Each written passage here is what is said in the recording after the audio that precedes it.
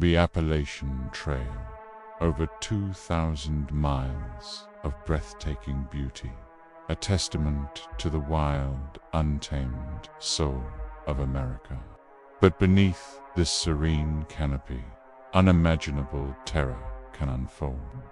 Welcome, dwellers of the dark, to Nocturnal Nightmares TV. Tonight, we're stepping off the beaten path and into a world of survival horror. These aren't campfire tales. They are documented, chilling accounts of what happens when the wilderness fights back. We are diving into 5 real-life nightmares, tales of survival where nature and the things that hide within it proved to be the ultimate villain. Before you lace up those hiking boots and hit the trail, you need to hear these stories. You will never look at a solitary path the same way again. Story 1. The stillness. My brother Leo was a creature of the trail. He looked for the burn in his lungs, the ache in his legs, the profound, soul-cleansing solitude of the deep woods. When he set out to hike a remote, notoriously difficult section of the Appalachian Trail in Maine's 100-mile wilderness, none of us were worried. He was more at home out there than he was in his own apartment. His plan was simple: 7 days, solo, from Monson to Applebridge. He had the best gear, years of experience, and the kind of quiet confidence that only comes from a deep, intimate respect for the wild. He packed his bag, kissed our mum on the cheek, and walked into the woods. He never walked out. The first few days of the official search were a blur of false hope and mounting dread. The search and rescue teams were the best in the business. But the terrain was unforgiving, a labyrinth of dense forest, sudden bogs, and granite-faced ridges. They found his first campsite, exactly where it should have been, the ashes of his fire cold but undisturbed. They found his second and his third. He was following his itinerary perfectly. On the 4th day, they found his pack. It was sitting in the middle of the trail, neatly packed with his tent, sleeping bag, and food all accounted for. The only thing missing was Leo. The trail around the pack was a mess of undisturbed leaf litter. There were no footprints leading away, no signs of a struggle, no drag marks. It was as if he had been plucked from the sky. The official search was called off after 2 weeks, the case going cold. My brother becoming another statistic, another soul swallowed by the unforgiving wilderness. But I couldn't accept that. I had to know. A month later, armed with his maps and a foolish, grief-fueled courage, I went looking for him myself. I started at his last known campsite, following the trail deeper into the 100-mile wilderness. The first day was just a long, sad walk. Every familiar bend in the trail a painful reminder of the hikes we had taken together. The second day, I reached the spot where his pack had been found, and that's when the world began to feel wrong. A profound, unnatural silence descended. It wasn't just quiet.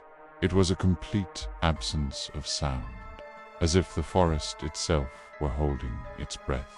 The air grew heavy, still, and cold, and a strange, coppery scent, like old pennies, filled my lungs. I pushed on, my every instinct screaming at me to turn back. The trail ahead began to change. The vibrant greens and browns of the forest started to fade, the colors leaching away until the world was a monochromatic landscape of gray and black. The trees themselves looked sick, their bark peeling, their branches gnarled into skeletal, grasping shapes. It felt like I had stepped out of the living world and into a dead, silent photograph of it. I walked for what felt like hours through this dead, grey world. The only sound, the frantic thumping of my own heart. And then I saw them, the statues. At first, I thought they were strange rock formations, but as I drew closer, my blood turned to ice. They were animals. A deer, its head raised, its body frozen mid-stride. A fox, its teeth bared in a silent, eternal snarl. A great horned owl, its wings spread, perched on a branch, its feathers as hard and grey as granite. They weren't carved from stone. They were stone, petrified, caught in their last moment of life by some unseen, terrible force. My mind reeled. Some kind of localized geological event, a chemical leak. But there was no smell of sulfur, no sign of a volcanic eruption. There was only the silence, the grey, and the statues of the dead.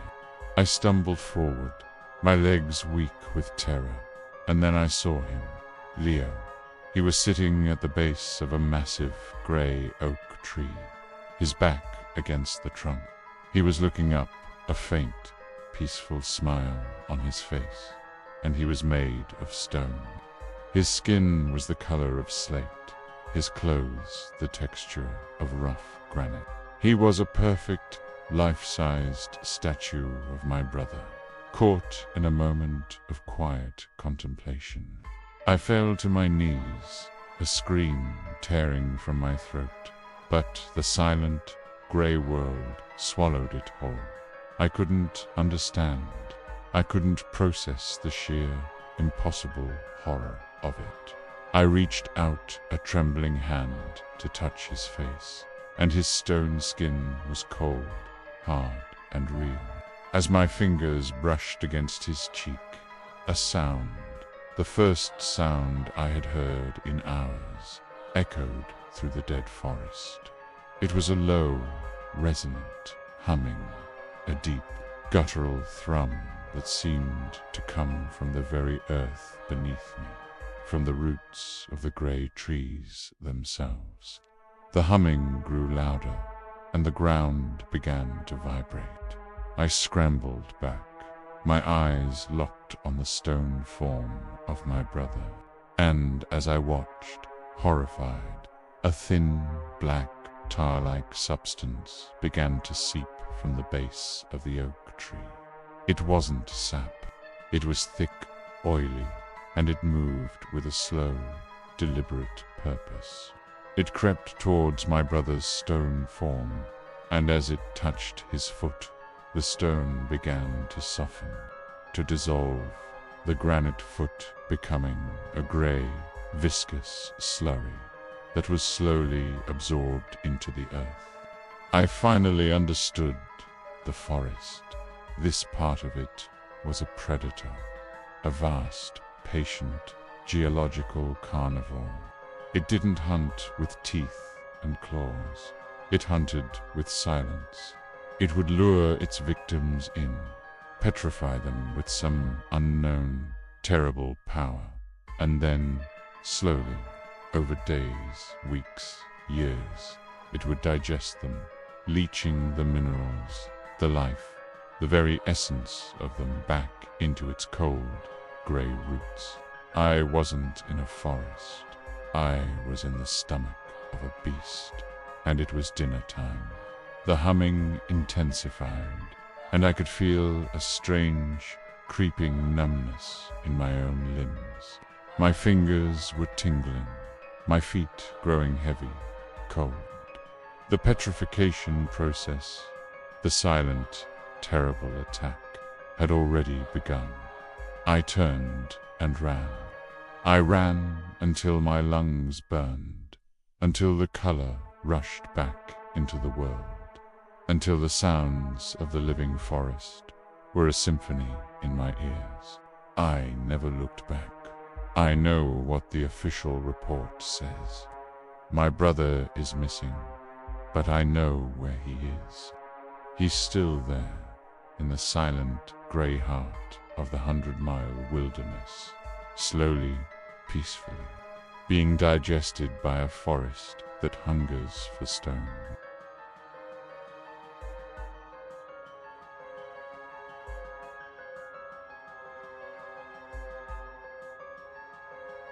Story 2.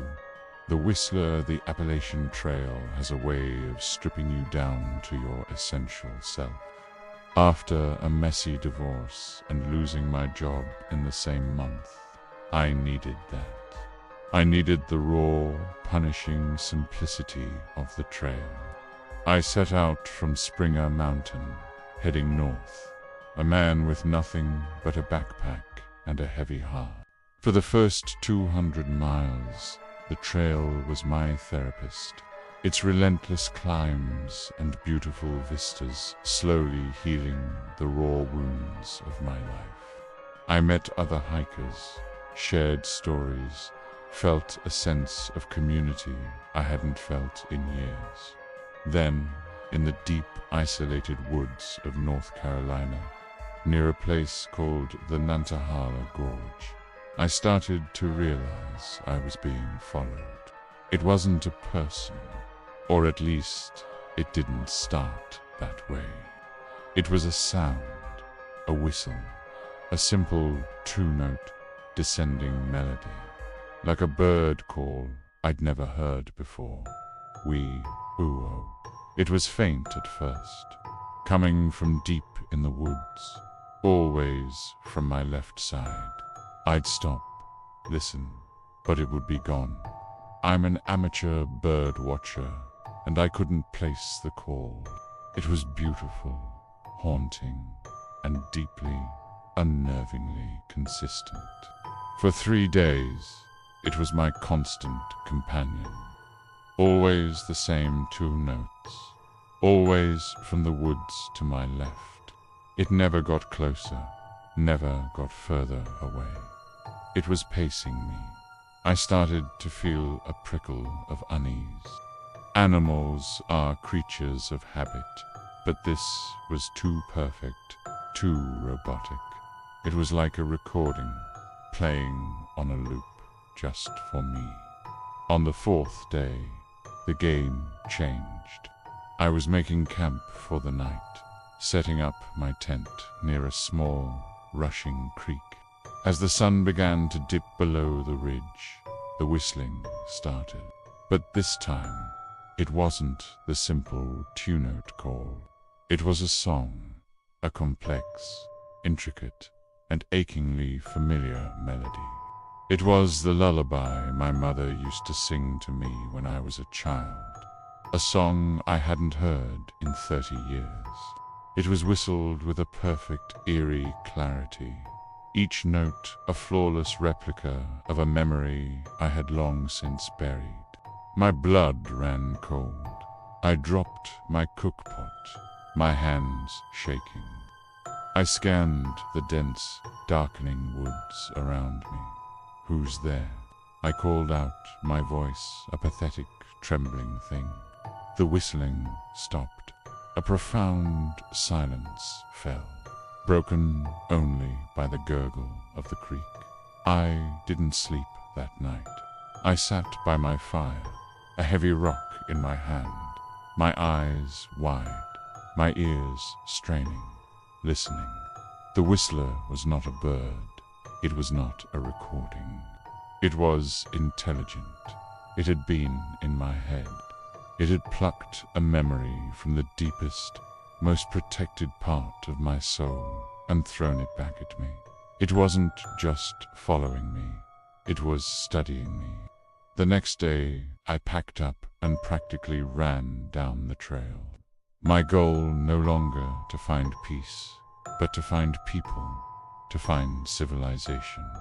The whistling followed all day, It tormented me. It whistled my favorite song from college. It whistled the tune from a stupid commercial I had been humming a few days before. It was a constant auditory assault, a psychological attack designed to unnerve me, to break me. That evening, I stumbled into a lean-to shelter, exhausted and terrified, grateful to see two other hikers already there, a young, friendly couple from Ohio. I didn't tell them about the whistler. I didn't want them to think I was crazy. I just wanted the safety of their presence. As night fell, we sat around the fire, the easy conversation a balm to my frayed nerves. And for the first time in days, there was no whistling. I felt a profound sense of relief. Maybe it was afraid of other people. Maybe it had finally given up. We all turned in for the night, the couple in the shelter, me in my tent nearby. I was just drifting off to sleep when I heard it. Wee, ooh, ooh, the original two-note call. But it wasn't coming from the woods. It was coming from inside the shelter. A cold, visceral terror gripped me. It wasn't afraid of people. It had been waiting for them. I crept out of my tent and peered towards the shelter. In the faint moonlight, I could see two still, lumpy shapes in their sleeping bags. And sitting between them, silhouetted against the back wall, was a figure. It was tall and unnaturally thin, its limbs long and spidery. It was hunched over, its head cocked, and from it came the soft, perfect two-note whistle. It wasn't looking at me. It was looking at the couple, studying them, listening to their dreams, learning their songs. I stumbled back, a twig snapping under my foot. The whistling stopped. The figure's head snapped around, its movements impossibly fast, and it looked directly at me. I couldn't see a face, only two small, intensely bright points of light, like distant, malevolent stars. It let out a sound that was not a whistle, but a high-pitched, chittering shriek of pure, frustrated rage. And then it simply wasn't there.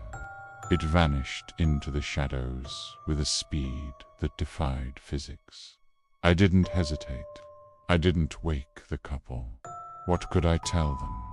I just packed my things and I ran, a blind, panicked flight through the dark. I hiked for 24 hours straight, not stopping for food or rest, until I burst out of the woods and onto a paved road. I flagged down the first car I saw, a wild, incoherent mess. I never went back to the trail. I never found out what happened to that couple from Ohio, but I know what the whistler is. It's a predator of the mind, a sound mimic. It follows you. It listens to the music of your soul, the symphonies of your memory, your joy, your grief, and it learns you. And when it knows your song well enough, it adds you to its collection. I don't know what it looks like, or what it does with its victims. I only know that I was lucky. I was just the appetizer. The couple in the shelter, they were the main course.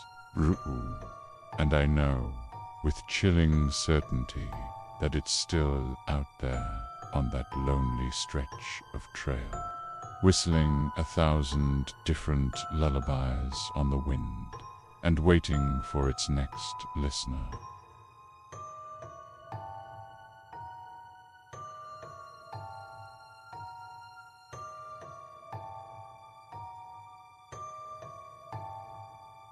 Story 3. The girl who walked backwards isolation on the Appalachian Trail is a double-edged sword. It's a balm for a wounded soul, but it can also be a whetstone for the blade of madness. I was a park ranger, stationed at a remote outpost in the Smoky Mountains, and I've seen what a week of solitude can do to a person's mind. But what I saw happen to the girl, the one the papers later called the Blue Ridge Jane Doe, wasn't a product of a mind fracturing. It was a product of a mind being stolen. She stumbled into my station one rainy afternoon, a wraith in a tattered poncho. She was young, maybe early 20s, with wide, terrified eyes and a deep, ugly gash on her forehead.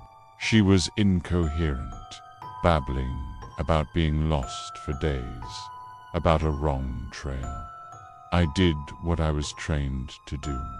I gave her first aid, a warm blanket, a hot cup of tea. I tried to get her name, but she just shook her head, as if she couldn't remember. For the first few hours, she was just another lost hiker, traumatized but safe. Then, as the sun began to set, the strangeness began. She would stop talking mid-sentence. Her eyes would go unfocused, and she would begin to hum, a discordant, off-key, and deeply unsettling tune. Then she would snap out of it with no memory of what she had just done. She also began to move strangely. She would walk into a room, then seem to forget why she was there, and would walk out. But she would do so by walking backwards, her movements smooth and unnervingly natural. I decided to keep her at the station overnight, hoping a night of rest would clear her head before I hiked her out to civilization in the morning. I gave her the spare cot in the main room, and I went to my own small quarters to try and get some sleep. I was woken around midnight by a sound, the sound of my heavy oak desk being dragged across the floor. I crept to the doorway of the main room. In the dim glow of the emergency light, I saw her. She was dragging the desk, which must have weighed 300 pounds, across the room with an eerie, unnatural ease. She wasn't straining, she was just pulling it. She dragged it to the center of the room, then went to the chairs, the filing cabinets, the supply lockers, and began arranging them in a large, perfect circle around the desk. She was building something, a nest, a stage. I was too terrified to move. I just watched, hidden in the shadows, as she completed her circle. Then she stood in the center, and she began to speak. But it wasn't her voice. It was a low, guttural, ancient-sounding language, a series of clicks and pops and deep, resonant phrases that made the hairs on my arm stand up. She was performing a ritual, an invocation. The air in the room grew cold, and a faint green light began to emanate from the floor in the center of her circle. She stopped speaking and began to move. It wasn't a dance. It was a devolution. She started by walking forwards around the circle, her movements normal. Then she began to walk backwards, her steps getting faster, more fluid. Then she dropped to all fours and began to crawl backwards like a crab, her head craned to look up at the ceiling. And then the true horror began. Her body began to contort, her spine bent at an impossible angle, her limbs twisting, her joints popping and cracking. She was reconfiguring herself, her body folding and unfolding, not into the shape of a beast, but into something abstract, something geometrically impossible. She was becoming a living, breathing Escher, painting a creature of wrong angles and inverted anatomy. Her head slowly, with a series of wet, grinding sounds, turned a full 180 degrees, so that her face was now looking up from the center of her own back. Her face, the sweet, terrified face of the young hiker, was gone. It was replaced by a smooth, pale, featureless mask of flesh. No eyes, no nose, no mouth. Just a blank, terrifying canvas. The green light intensified, and the featureless face began to pulse with the light. And a voice, the same ancient, guttural voice from before, echoed not from her, but from the air all around me. It spoke a single, clear phrase in perfect, unaccented English. The vessel is prepared. The doorway is opened. I finally found my legs. I ran. I burst out of the ranger station and into the cold, rainy night. I didn't look back. I just ran down the mountain, not stopping until I hit the main road. I told my superiors a garbled, insane-sounding story about a girl who walked backwards and a face with no features. I was put on administrative leave, and a team was sent up to the station. They found the station empty. The furniture was back in its proper place. There was no sign of the girl. The only evidence that she had ever been there were the deep, circular gouges on the wooden floor of the main room, and on my desk, a single, long strand of dark hair, tied in a perfect, impossible knot that had no beginning and no end. The girl was never identified. She remains a Jane Doe, but I know what happened to her. She didn't just get lost on a trail. She stumbled onto a wrong trail, a place where the rules of our reality don't apply, a place where things are waiting to be invited in. And her body wasn't just a lost hiker's. It was a key, a vessel, a doorway that she was forced to open.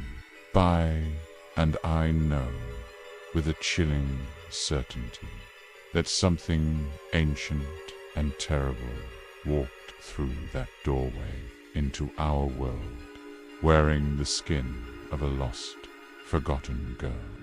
And it's still out there, walking backwards and looking for its next door.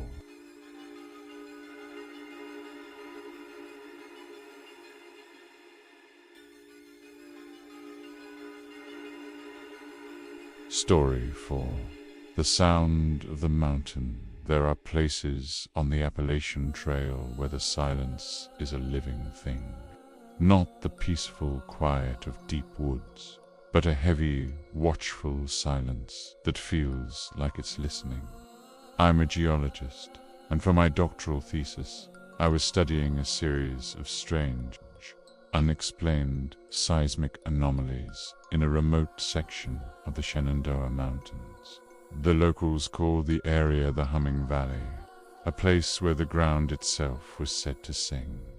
I went in alone, armed with a backpack full of sensitive audio and seismic equipment, ready to uncover a fascinating geological secret.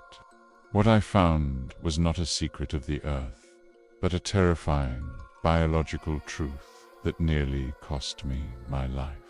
The first few days were incredible. My equipment was picking up a constant, low-frequency hum, a deep, resonant thrum that was coming from deep within the mountain itself. It was a beautiful, powerful sound, a geological symphony. I set up my main base camp in the heart of the valley, and for a week I was in scientific heaven, gathering data, taking readings, convinced I was on the verge of a major discovery. The first sign that this was not a geological phenomenon was the trees. They were all leaning, not in a random pattern as from a prevailing wind, but every single tree in the valley, from the smallest sapling to the most ancient oak, was leaning inwards towards the center of the valley, towards the source of the hum.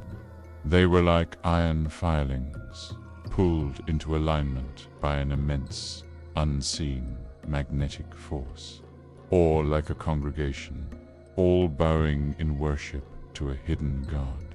Then I noticed the wildlife, or the lack thereof. There were no birds, no squirrels, no deer. The valley was beautiful, lush, and completely devoid of animal life. But it wasn't empty. It was filled with bones, piles of them, scattered throughout the woods, all picked clean, all bleached white by the sun. And I noticed another chilling detail. All the skulls, regardless of the species, had been shattered from the inside, as if from some immense, explosive pressure. The third and most terrifying discovery came when I was analyzing the audio recordings of the hum. I ran the sound through a series of filters, isolating the frequencies, and I heard it. Within the deep geological thrum, there was another sound, a pattern. It was a voice, a low, guttural, impossibly deep voice, speaking in a slow, rhythmic, and strangely familiar cadence. It took me a full day to place it. It was the sound of my own heartbeat, translated into a voice. The mountain was listening to me, to the rhythm of my life, and it was singing it back to me. I was not studying a mountain.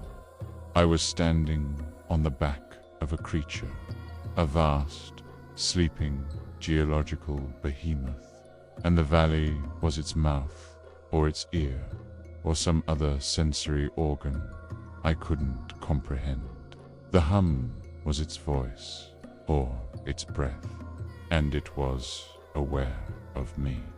I decided to pack up and leave immediately. My scientific curiosity had been replaced by a primal, existential terror. But as I began to break down my camp, the hum began to change. It grew louder, the frequency rising, shifting from a low thrum to a high-pitched, piercing whine that made my teeth ache. The ground began to vibrate, not with the gentle pulse of before, but with a violent, angry tremor. It knew I was leaving, and it didn't want me to go. I scrambled to pack my gear, my hands shaking. The whine intensified, and a new sound joined each, a sharp, cracking sound, echoing from the surrounding ridges. I looked up. The trees, the ones that were all leaning inwards, were beginning to move, not swaying in a wind. Their trunks were twisting, their roots pulling from the earth, their branches reaching, closing in, forming a living wooden cage around the valley around me. I abandoned my gear, and I ran. I ran towards the only way out, the narrow pass I had entered through. The whine was a physical pain now, a needle in my brain, and the sound of cracking, moving wood was all around me. I could see the pass ahead, a sliver of hope, and then the ground in front of me erupted. A massive crystalline structure, like a giant quartz tooth, shot up from the earth, blocking my path. Another erupted behind me. I was trapped. I fell to my knees, defeated. The whine reaching a crescendo that I was sure would shatter my own skull. And then, as suddenly as it began, it stopped. The silence that followed was absolute. I looked around. The crystalline teeth had retracted back into the earth. The trees were still. I was alive. I didn't understand. It had me trapped. It could have killed me. Why had it let me go? I stood up, my body trembling, and I looked at my seismic monitor, its screen still glowing on the ground where I had dropped it, and I saw the answer. A new reading was on the screen. A new, faster, more frantic rhythm had been detected. It wasn't my heartbeat anymore. It was the frantic, terrified drumming of a rabbit's heart, coming from just over the ridge. It had let me go because it had found something else, something new to listen to. I didn't wait. I ran through the pass, not stopping until I was miles away from the humming valley. I never published my findings. Who would believe me? But I know what lives in that remote section of the Shenandoahs. It is a creature of stone and earth, a sentient mountain that listens and learns and sings.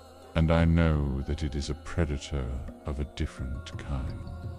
It doesn't hunger for flesh and blood. It hungers for life, for the beautiful, terrified, rhythmic beating of a heart.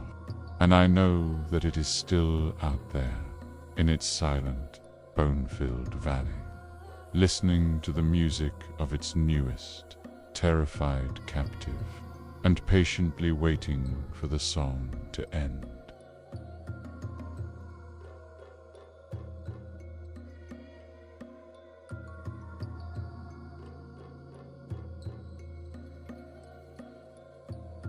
Story 5.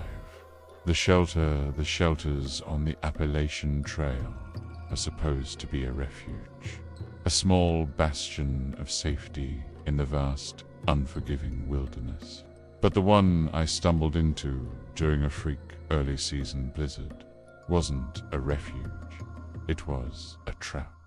I had been on the trail for a week, a solo hike to clear my head when the storm hit. A whiteout of snow and ice that came out of nowhere. I was freezing, disoriented, on the verge of hypothermia. The three-sided wooden lean-to that appeared through the swirling snow felt like a miracle. It was empty, thank God. I stumbled inside, my body numb with cold, and collapsed onto the wooden sleeping platform. There was a logbook, a staple of every ad shelter, tucked into a plastic bag and nailed to the wall. I pulled it out, my frozen fingers fumbling with the pages, hoping to read the words of other hikers, to feel a sense of connection, of shared humanity. The last entry was dated 2 weeks prior, a cheerful note from a thru hiker named Wandering Will. But tucked into the back of the book was another piece of paper, a folded, yellowed page torn from an older journal. It was covered in a frantic, almost illegible scrawl. It wasn't a trail entry. It was a warning. It read, "Don't let it know you're alone. It listens. It counts.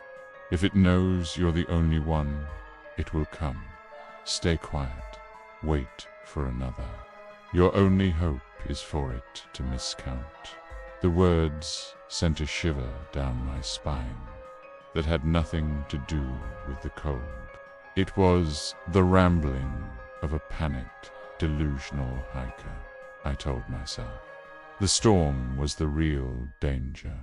I built a small fire at the mouth of the shelter, its warmth a fragile shield against the raging blizzard, and I tried to sleep. I was woken a few hours later by a sound, a soft, rhythmic crunching in the snow just outside the shelter. Footsteps. My first thought was relief. Another hiker. I wasn't alone. I sat up, about to call out, when the words of the warning echoed in my mind. Don't let it know you're alone. I stayed silent, my heart pounding, and I listened. The footsteps stopped just outside the firelight. A profound, watchful silence fell, broken only by the howl of the wind. Minutes stretched into an eternity. Then a voice, a soft, feminine whisper, drifted in from the darkness. "Hello, is anyone in there? I'm so cold." It was a test. My mind raced. The warning said it counts. I had to make it think there were two of us. I took a deep breath, and in the lowest, most masculine voice I could muster, I called out, "We're in here. Just keep your distance. We're fine." There was another long, silent pause. The crunching in the snow started again, but this time it was moving away. It had worked. I had fooled it. I let out a shaky breath of relief. I had survived, but the night was far from over. An hour later, the footsteps returned. This time, they were heavier, slower, a different voice. A deep, gravelly man's voice called out from the darkness, "Got room for one more." My stove's broken, and I could use a fire.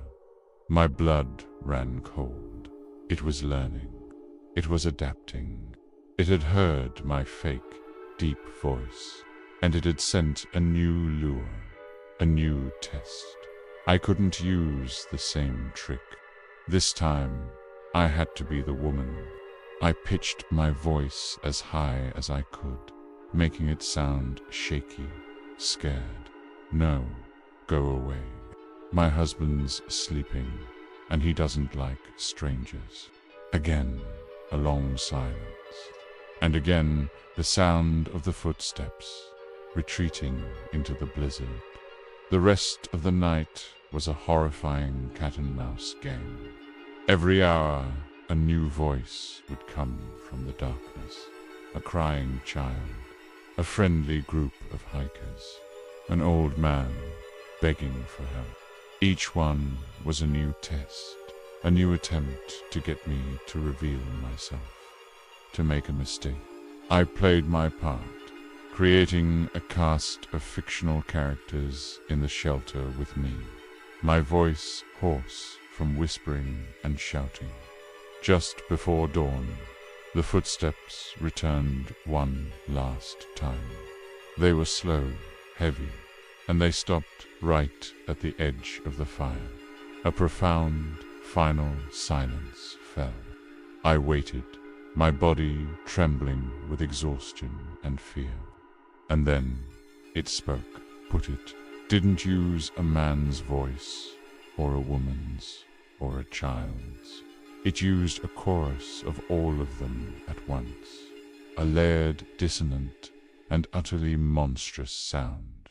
"We know you're in there," the chorus whispered, "and we know you are alone.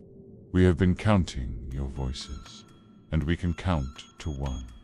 A shape began to resolve itself in the swirling snow just beyond the firelight. It was not human. Bye. It was tall, gaunt, and its limbs were too long, its joints bending at unnatural angles. It didn't have a face, just a smooth, pale expanse of skin. But as I watched, a mouth, a wide, lipless slit, opened in the center of that blank face, and it smiled. It had never been fooled. It had been playing with me. The voices weren't tests. They were a census. It had been counting, not the number of people in the shelter, but the number of voices I could produce. And it had finally reached my limit. It took a single, slow, silent step into the firelight. I scrambled back, a scream caught in my throat.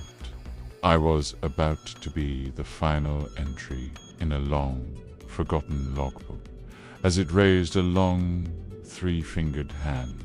A new sound cut through the air. A shout, a real one. "Hey, is anyone in there?" The creature froze. It turned its blank, featureless head towards the sound. Another hiker, a real one, drawn by my fire, was approaching the shelter. The creature let out a low, frustrated hiss, a sound like air escaping a punctured lung, and then it simply dissolved, melting back into the swirling snow and the darkness, as if it had never been. The hiker who saved me was a young man named Ben. He never knew he'd saved my life. He just thought he'd found another hiker weathering the storm. I never told him about the voices or the thing with no face. I never told him about the warning in the logbook. But I know now what lives in that section of the trail. It is a creature of solitude, a predator that hunts the lonely. And its greatest weapon is a simple, terrifying act of mathematics. It listens, it counts, and when it's sure that you are the only one, it comes to make sure you are never counted again.